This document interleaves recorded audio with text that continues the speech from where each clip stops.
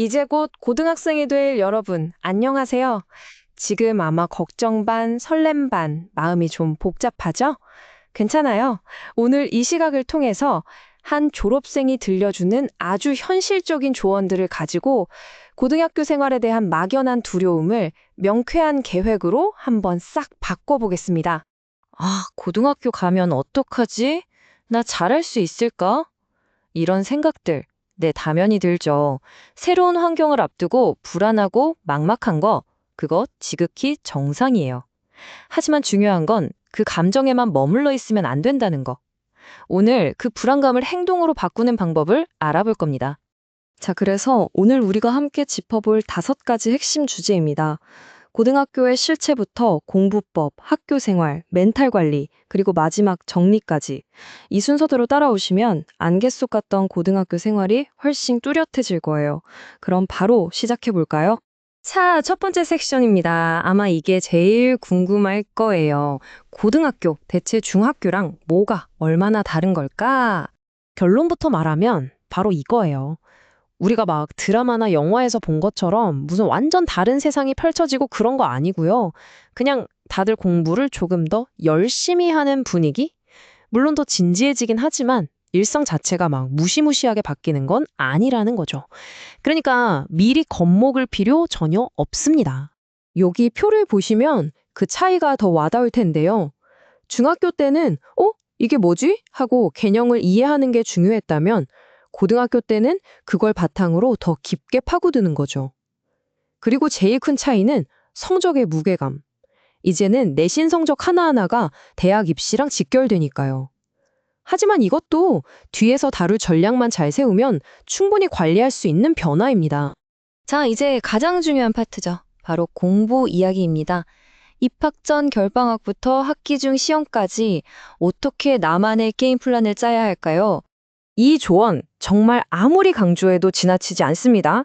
졸업생이 딱 짚어서 말해요. 예비 고1 겨울방학에는 그냥 수학에 올인하라고. 왜냐? 고등학교 수학은 한 번 놓치면 따라가기가 정말 힘들거든요. 이게 거의 모든 과목의 기초 체력 같은 역할을 하기 때문에 수학을 잡아놓으면 다른 과목 공부하기가 훨씬 수월해집니다. 그럼 시험 공부는 어떻게 하냐고요? 자, 이 3단계만 기억하세요. 첫째, 무조건 학교 수업이 1순위. 선생님 말씀 하나하나가 다 시험 문제예요. 둘째, 그걸 바탕으로 인강이나 문제집을 풀면서 내 노트에 살을 붙이는 거죠. 나만의 완벽한 요약 노트를 만드는 거예요. 그리고 마지막 3단계는 그걸 그냥 통째로 달달 외우는 겁니다. 이 단순한 과정이 가장 강력한 무기가 될 거예요. 그리고 정말 중요한 개념이 바로 이 수행평가입니다. 이걸 그냥 숙제라고 생각하면 절대 안 돼요. 쉽게 말해서 우리가 보는 중간, 기말고사 같은 지필고사를 뺀 모든 평가 활동이에요. 발표, 보고서, 토론, 조별과제, 심지어 수업 테러까지 전부 다요. 이건 단순히 지식을 암기했는지 보는 게 아니라 그걸 얼마나 잘 활용하고 표현하는지 그 과정을 평가하는 거거든요. 그리고 이게 왜 그렇게 중요하냐면요. 여러분의 최종 등급을 결정하는 데 시험만큼이나 아니 어쩌면 그 이상의 힘을 가지고 있기 때문입니다. 이 그래프를 한번 보세요. 놀랍죠? 많은 학교에서 지필고사와 수행평가의 반영 비율이 거의 50대 50, 반반이에요. 이게 무슨 뜻이겠어요? 시험만 백날 잘 봐서는 절대 1등급이 나올 수 없다는 겁니다. 평소에 하는 발표 하나, 보고서 하나가 시험 문제 한두 개를 더 맞는 것과 같은 가치를 지닌다는 거. 이제 내신은 수행평가를 잡는 사람이 잡는 겁니다. 좋습니다. 그럼 이제 공부 말고 다른 활동들도 좀 살펴볼까요? 성적만큼이나 여러분의 3년을 빛나게 해줄, 그리고 학생부를 풍성하게 채워줄 이야기들입니다. 리더십 경험하면 딱 떠오르는 2가지죠. 반장, 부반장이랑 학생회. 뭘 해야 할지 고민된다면 이렇게 생각하세요. 나는 공부 시간을 최대한 확보하면서 리더십을 어필하고 싶다? 그럼 반장, 부반장이 좋고요. 나는 좀 힘들어도 학교 축제나 행사를 직접 기획하는 특별한 경험을 하고 싶다. 그럼 학생회가 답입니다. 정답은 없어요. 여러분의 우선순위에 맞춰 선택하는 게 중요합니다. 동아리, 이거 정말 잘 골라야 합니다. 그냥 재밌어 보여서 아니면 친한 친구가 가자고 해서 따라 들어가는 거? 나중에 정말 후회할 수 있어요. 동아리는 내 관심사와 진로를 탐색하는 아주 중요한 활동이거든요. 내 희망 전공과 관련된 동아리를 선택하고 이왕이면 열정적으로 이끌어 주시는 담당 선생님이 계신 곳으로 가세요. 그게 바로 대입까지 생각하는 현명한 전략입니다.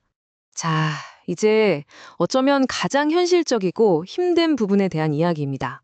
바로 그 치열한 경쟁 속에서 어떻게 내 마음을 지키고 나를 증명하는 기록을 만들어 나갈 것인가에 대한 문제죠.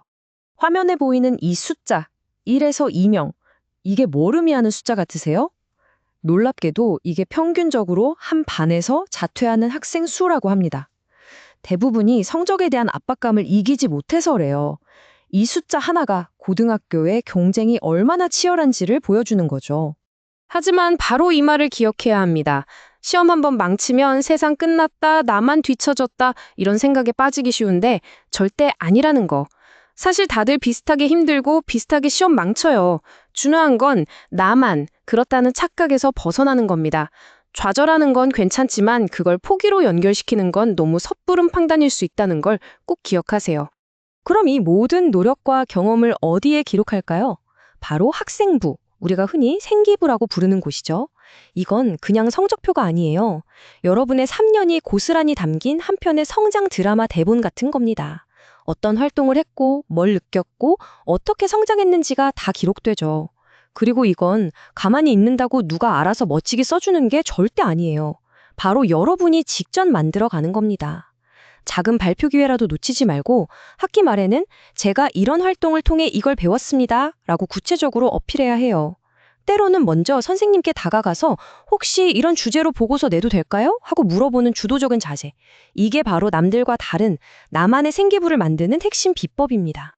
자, 이제 거의 다 왔습니다. 지금까지 이야기한 모든 것들을 머릿속에 딱 정리할 수 있도록 최종 핵심만 다시 한번 짚어드릴게요.